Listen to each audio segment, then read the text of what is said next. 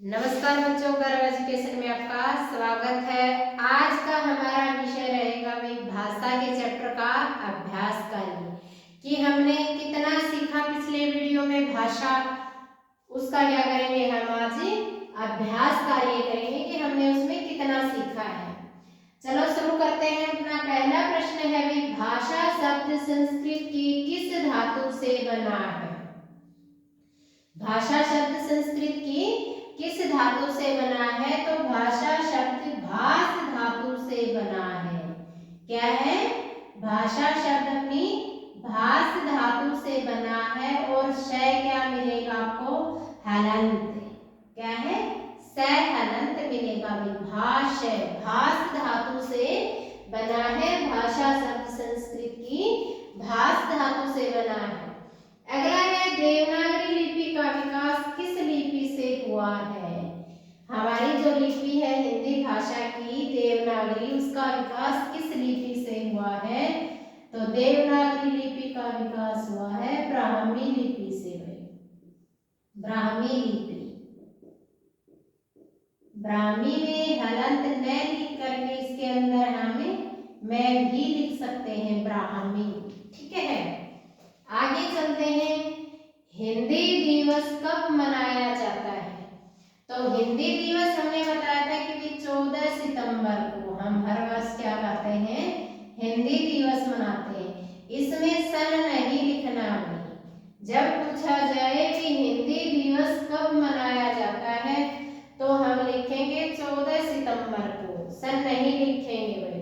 जब पूछा जाए कि हिंदी को भारत संघ की राजभाषा के रूप में कब मान्यता दी गई, तब लिखेंगे हम 14 सितंबर 1949 को। 14 सितंबर 1949 को क्या है? हिंदी को राजभाषा चुनने का सौभाग्य मिला भाई। हिंदी हमारी राष्ट्रभाषा भी है भाई। हिंदी क्या है? हमारी राष्ट्रभाषा है। किसी भी देश की राष्ट्रभाषा तब बन जाती है जब उस देश के निवासी जिस भाषा का सबसे ज्यादा प्रयोग करते हैं। हमारे देश की 70% जो आबादी है वो हिंदी प्रयोग करती है। क्या है? हमारे देश के जो अधिकांश लोग हैं वो कौन सी भाषा का प्रयोग करते हैं? हिंदी भाषा का प्रयोग करते हैं। तो हिंदी हमारी क्या है? राष्ट्रभाषा भी है। क्योंकि जिस देश के निवासी जिस भाषा का प्रयोग सबसे ज्यादा करते हैं वो उस देश की क्या बन जाती है? राष्ट्रभाषा बन जाती है। तो हमारे देश में 70% जनता क्या है? हिंदी भाषा प्रयोग करती है। तो हिंदी क्या है? हमारी राष्ट्रभाषा है। और जितने भी सरकारी कामकाज जिस भाषा में प्रयोग होते हैं वो क्या है? राजभाषा बन जाती है। तो जितने भी सरकारी कामकाज हैं वो हमारे हिंदी भाषा में करते हैं हम। तो हिंदी हमारी क्या है? राजभाषा भी है और राष्ट्रभाषा भी है। और राजभाषा चुना गया इसको 14 सितंबर 1949 को। ठीक है, आगे चलते हैं भी संस्कृत की लिपि कौन सी है। तो मैंने बताया था कि एक से अधिक भाषा की लिपि भी क्या हो सकती है? एक हो सकती है। तो अपनी हिंदी की लिपि देवनागरी है, तो संस्कृत की लिपि भी क्या है? अपनी देवनागरी है।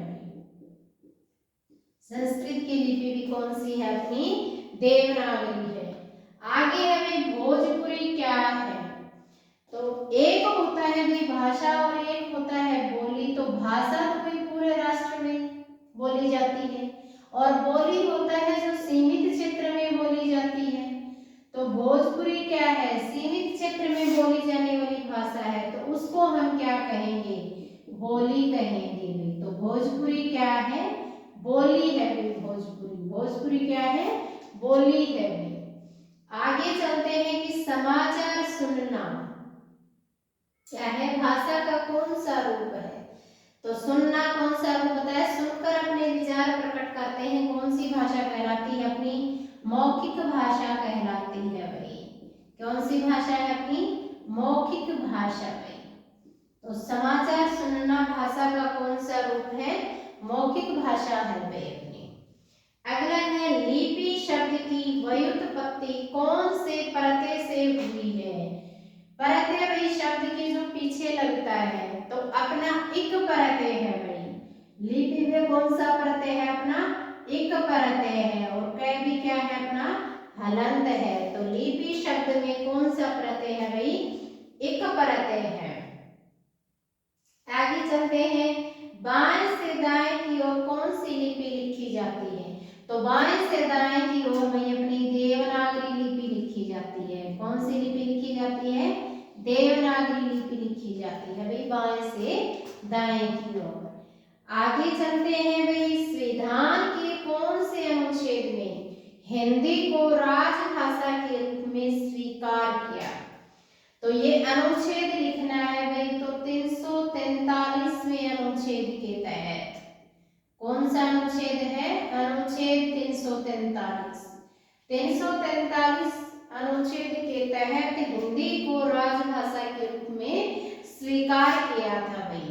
आगे पूछे अगर भारतीय संविधान में किन अनुच्छेदों में राजभाषा संबंधी प्रावधानों का उल्लेख है। तो कौन कौन से अनुच्छेद हैं जिनमें राजभाषा संबंधी प्रावधानों का उल्लेख है। तो वो अनुच्छेद 343 से 351 तक में क्या है अनुच्छेद 343 से 351 तक राज संबंधी क्या है राजभाषा संबंधी प्रावधानों का इसमें उल्लेख है भाई।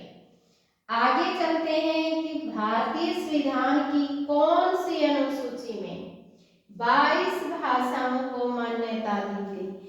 इतना पता है कि भारतीय संविधान में 22 भाषाओं को मान्यता दी गई अनुच्छेद 343 के तहत दी गई। तो कौन सी अनुसूची तो 8वीं अनुसूची में भारतीय संविधान में क्या है 22 भाषाओं को मान्यता दी। तो 8वीं अनुसूची क्या है 8वीं अनुसूची। और इस वीडियो का लास्ट प्रश्न है भाई हिंदी भाषा की जननी भाषा कौन सी है। हिंदी भाषा की जननी कौन सी भाषा है अपनी संस्कृत है भाई। कौन है हिंदी भाषा की जननी संस्कृत है। हम भाई बेसिक करवाएंगे सामान्य हिंदी जिसको हम बोलते हैं क्योंकि अगर बेस ही कमजोर है तो हम कोई भी आगे का कंपटीशन एग्जाम क्लियर नहीं कर सकते क्योंकि नींव जो होती है उसी से हम महल खड़ा कर सकते हैं।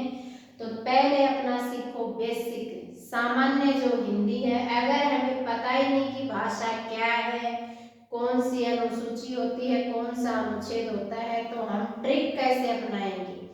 ट्रिक तब कारगर सिद्ध होती है जब हमें उस बात का उस टॉपिक का हमें बिल्कुल क्लियर पता हो कि ये टॉपिक हमें अच्छे से आता है तब हम उस ट्रिक को अपना सकते हैं। ट्रिक के बेस पर कोई भी चीज गहराई से हम नहीं पढ़ सकते। तो जितने भी चैप्टर हैं आपके भाषा के वो हम गहराई से पढ़ाएंगे आपको।